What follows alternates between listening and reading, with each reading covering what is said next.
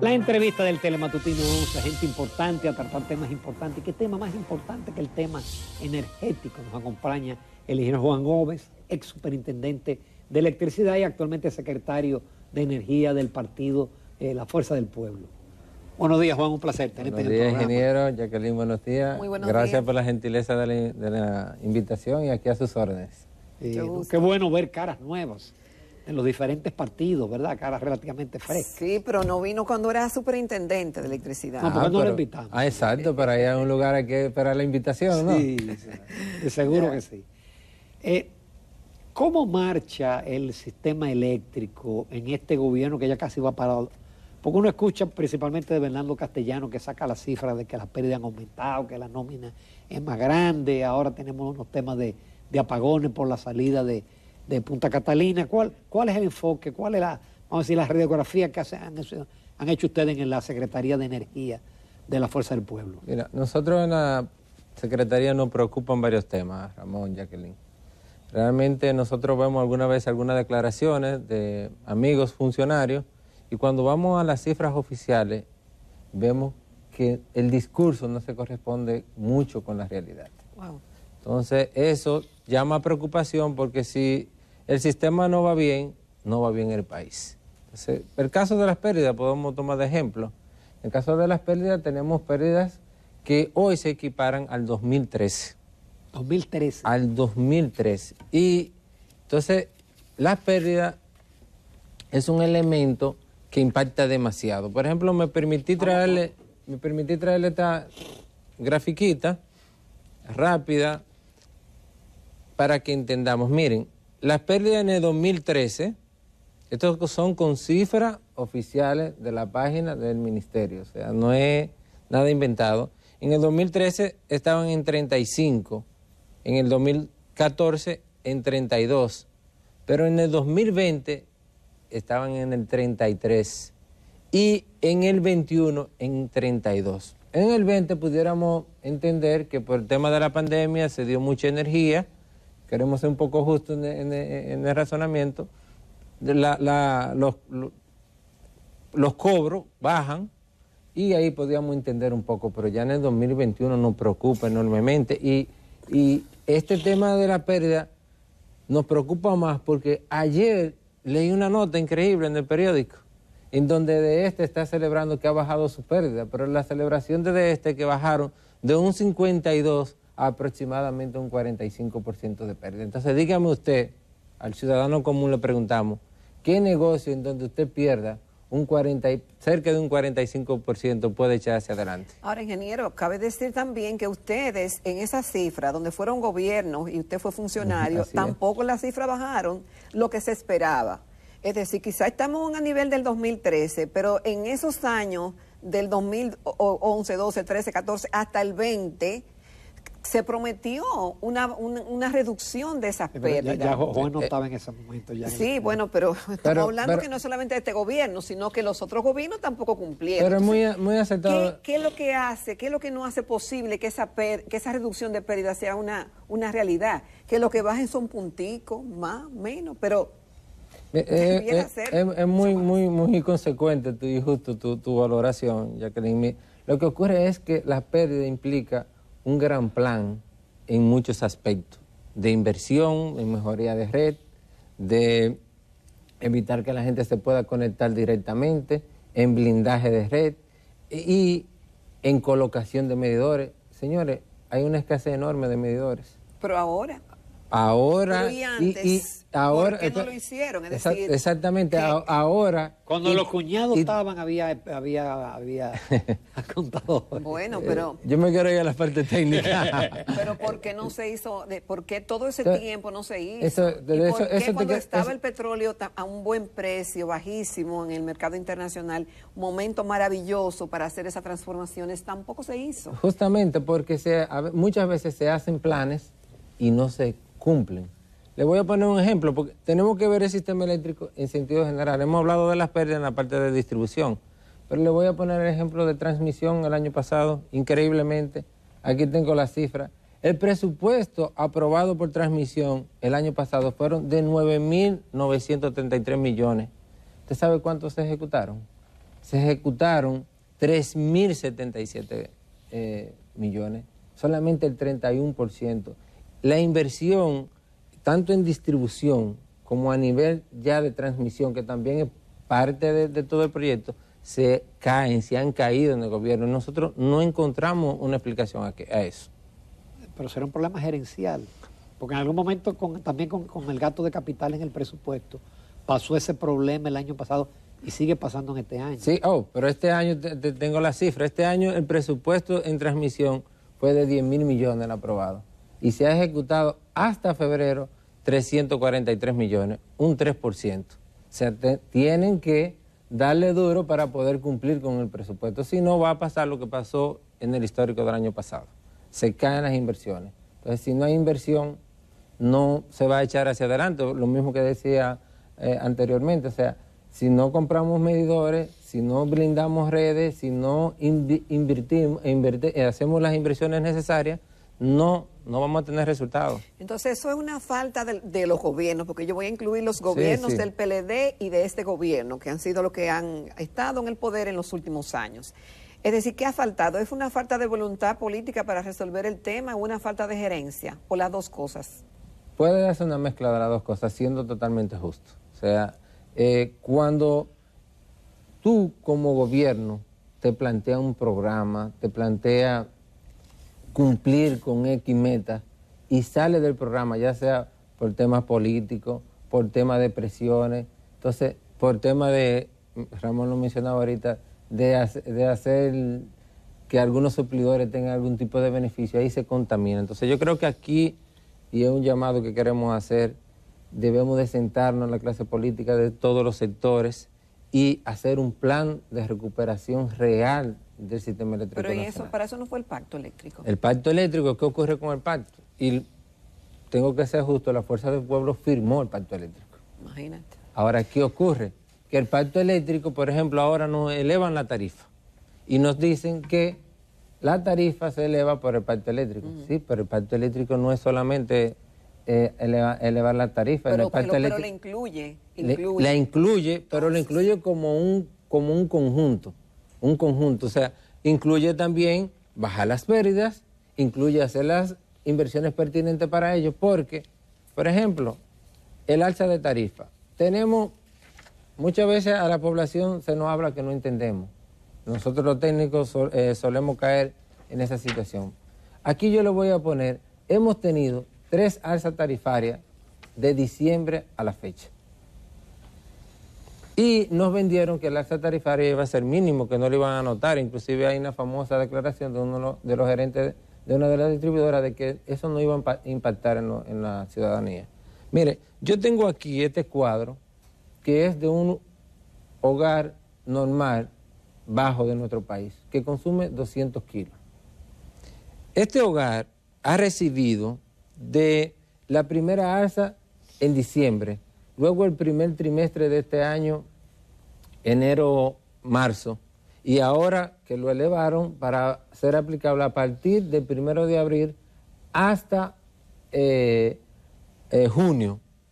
Esa persona que pagaba antes de la primera alza 1.025 pesos, va a pagar a partir del 1 de abril 1.361 pesos. Significa esto un aumento de un 32% de la tarifa que va a recibir ese hogar pobre en República Dominicana.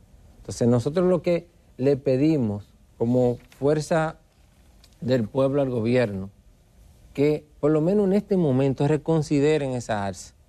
Porque ¿qué ocurre? Todos ustedes, cada día ustedes tratan mayormente el tema de cómo está impactando la inflación en nuestro país. Y sabemos que la electricidad es un elemento que es transversal a toda la producción del país. Entonces, esa alza en la electricidad va a impactar muy negativamente en los precios de nuestro país. Inclusive, aquí yo le voy a presentar, con la venia de ustedes, un consumo típico de una empresa en República Dominicana. Un taller de ebanistería, una persona que tenga varias máquinas de coser, que tenga una pequeña fábrica. Paga más que eso, ¿eh? Bueno, lo que pasa es que en las tres distribuidoras las tarifas son diferentes y quise traer un caso tipo, no traer casos extremos. Mire, antes de la primera alza de diciembre, ese taller pagaba 5,000, disculpa, elegí la de un hogar medio. Tiene toda la razón.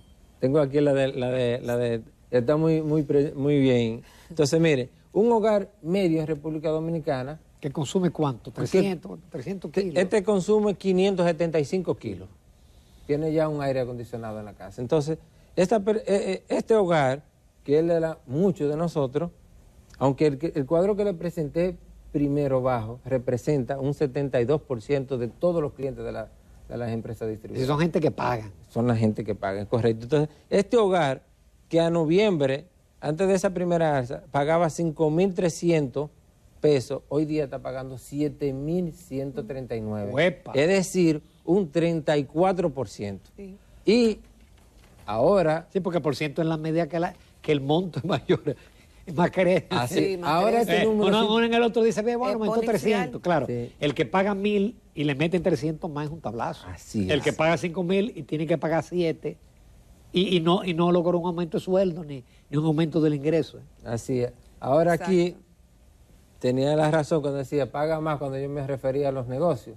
Un negocio que pagaba 47,666 antes de la primera alza de diciembre del año pasado, va a pagar a partir del 1 de abril 55,832, una alza de un 17%. ¿Y qué va a hacer usted que tiene dueño de esa empresa?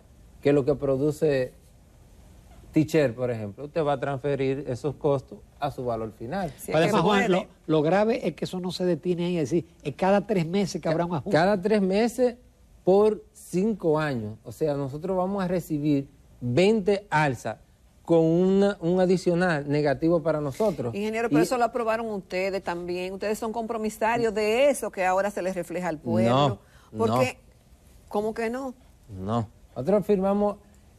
¿Con qué justificación se está utilizando? Se está justificando de que debemos de ir a la tarifa técnica. Eso en cierto caso estamos de acuerdo con la tarifa técnica. Ahora, ¿qué ocurre? Nosotros hemos visto que la tarifa está siendo presionada también por los costos de combustible. Entonces, ¿qué han hecho muchos países en Europa recientemente, hace 2 semanas, para evitar quitarle presión a la inflación? Que han buscado esquemas para buscar subsidio al alza tarifaria y los precios tengan un poco de control por esa vía. Entonces lo que le pedimos al gobierno es, en la situación que estamos, busquemos otra alternativa, sentémonos, hablemos, nosotros estamos en la disposición de colaborar, porque yo creo que aquí no es el hecho de que queremos que unos fracasen para reírnos los otros, yo creo que no, yo creo que el país debe de seguir hacia adelante. Vamos a hacer una breve pausa, Juan Gómez, interesante. Nos quedan todavía muchos temas relacionados con el área de la energía. Bueno, continuamos esta mañana en Telematutino 11 conversando con el ingeniero Juan Gómez. Él fue superintendente de electricidad y actualmente es secretario de Energía del Partido Fuerza del Pueblo.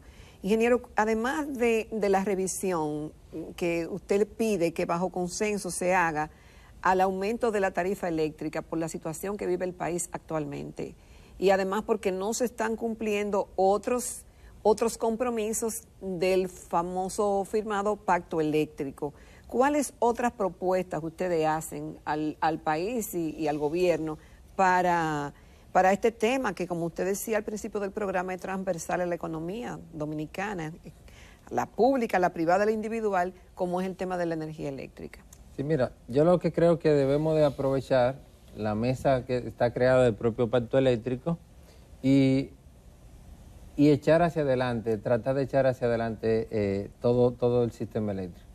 Porque yo quisiera adicionar a la parte de las alzas que hemos recibido, de que yo no sé si los funcionarios del gobierno han calculado que naturalmente en este tiempo donde el calor ya se aumenta, hay un alza En el consumo. en el consumo. Y esa alza en el consumo, nosotros los usuarios siempre nos requejamos de que suba la tarifa. Una de las cosas que nos pasaba cuando estábamos en la administración pública es que muchos amigos se nos acercaban, mira, me están cobrando de más, me subieron la tarifa, y no eran alzas de tarifa real y efectivamente, es que uno el consumo aumenta. Entonces, ¿qué va a pasar cuando se junten el aumento de la tarifa en sí misma con el aumento de consumo? Se va a poner un poco insostenible. Entonces, yo creo que en términos de pérdidas eléctricas hay que fajarse, trabajarlo.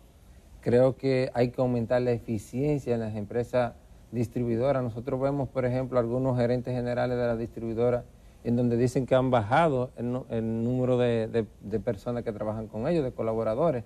Pero cuando vamos a la cifra, y los invito a que vayan a la página porque no quiero que se sienta que estamos hablando en el aire, vemos que los aumentos en las nóminas han aumentado. Entonces uno se dice, si hay menos personas, ¿qué ha pasado? ¿Han aumentado los salarios? Sí.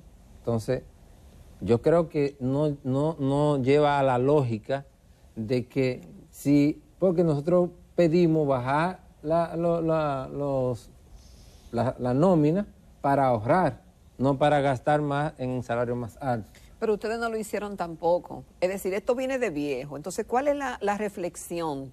Porque esas EDE han sido una llave abierta para el clientelismo político desde que iniciaron. Y obviamente han seguido esta misma ruta quienes actualmente ocupan esas posiciones. Entonces, ¿cuál es la solución? Después de la experiencia aprendida y ver el resultado que tenemos hoy, que las pérdidas no han disminuido y que seguimos con un subsidio que es insostenible en el tiempo. Mira, realmente nos tocó trabajar en la administración como regulador. Mayormente el regulador siempre pide mayor eficiencia, mejoría. Nos sentábamos mucho con las empresas, pero sí ha habido una responsabilidad colectiva. Aquí quiero que admitamos eso. Ahora, ¿qué nosotros decimos? Ya yo creo que hay una experiencia en diferentes parcelas políticas. ¿Por qué, si estamos en la disposición y estamos sentados en el CES, por qué no hacer un gran plan nacional de recuperación real de la empresa eléctrica? Nosotros acabamos el viernes de tener la última reunión en el pacto para retomar algunos temas, pero vemos que, por ejemplo, el gobierno anunció que iba a llevar el fideicomiso al CES, pero ahí en esa mesa no se habló nada de ello. Entonces yo creo que tenemos que ver el sistema eléctrico como un todo, y no verlo por pedacitos, porque mientras lo estemos viviendo segmentado, el problema va a seguir. ¿Usted no está de acuerdo con el fideicomiso Punta Catalina? Mire, aunque se apruebe el proyecto de ley del fideicomiso público. Mire, lo que pasa es que yo creo que se puso la carreta delante de los caballos. Se sacó el tema del fideicomiso público sin haber una norma general que nos diga cómo y qué hacer como Estado con ello. Entonces nosotros tenemos que ver primero que se apruebe la ley de fideicomiso público y en función de eso nosotros entonces daríamos nuestra opinión como organización referidamente sobre ese fideicomiso, porque real y efectivamente con el gran revuelo que se creó hay una serie de elementos dentro de ese fideicomiso en lo cual nosotros no estamos de acuerdo como fuerza política. Entonces, de manera individual, uno pensando ya en el hogar, tú dices, bueno, más tarifa, el ingreso igual, y en algunos hogares el ingreso disminuyendo. Digo, en términos reales está disminuyendo porque están aumentando todos los precios. Se ha hablado mucho en el pasado de ahorro energético en el gobierno, de ahorro en las residencias. ¿Eso es posible? Sí, yo tengo esperanza de que sí. Se han hecho programas, realmente hay una institución del Estado que es la que debe de encargarse de ello, que es la Comisión Nacional de Energía. Se hizo un plan muy, muy importante en ahorro en el gobierno de las instituciones públicas. Inclusive se hacía una premiación mensual de las instituciones que iban cumpliendo la meta. Eso al parecer se ha caído. Entonces ya dentro de los hogares, yo creo que cada quien, nosotros como ciudadanos, que debemos de ir adquiriendo de que si vamos a salir de una habitación, no vamos a dejar luces prendidas, aires prendidos. Yo creo que hay una conciencia también ciudadana, pero ¿qué ocurre? Al ciudadano no lo va a aprender de la nada. Entonces nosotros decimos, gobierno, vamos a hacer programas de educación donde se le diga a los ciudadanos qué hacer, cómo actuar. Por ejemplo, ahora estamos en Semana Santa. Hay muchas personas que sale de la ciudad y deja las luces de la galería o de la parte de la terraza delantera de la casa prendida. Por razones de seguridad. Por razones de... que otro tema también que va ligado a la electricidad, el tema de la seguridad. Entonces lo que decimos es, mire, vamos a apagar los electrodomésticos que no vamos a necesitar cuando nosotros no estamos en nuestros hogares. Porque tenemos el mito de que creemos que cuando el televisor está apagado no tiene consumo. Sí tiene consumo. Entonces, vamos a desconectar. Todo lo que está conectado tiene consumo. Todo tiene consumo. Entonces, vamos a hacer esa conciencia y vamos a desconectarlo, vamos a apagarlo, vamos a apagar las bombas de agua, que muchas veces hay un baño que tiene un escape, usted que es ingeniero, y cada rato escuchamos sin usar el agua, sin abrir ninguna de las llaves, se dispara. Entonces eso es consumo. Cada vez que se dispara, eso se consume. Eso consume mucho. Entonces son pequeñas cosas que las creemos tan básicas, pero que debemos de llevarle al ciudadano. Vamos a tratar de empezar ahorrando y siempre tratar de cerciorarnos y también de educar a la población de que vea sus medidores, que vea cuál es su consumo real, para así cuando le llegue una factura en donde veamos que el consumo se pasa de lo que nosotros realmente tenemos, podamos hacer los reclamos del lugar. O sea, yo creo que hay que llevar todavía mucha educación a la población. Juan Gómez, muchísimas gracias por tu participación y tu debut en el Telematutino 11. Yo espero que no sea la primera vez. No, muchísimas gracias. Por supuesto que no.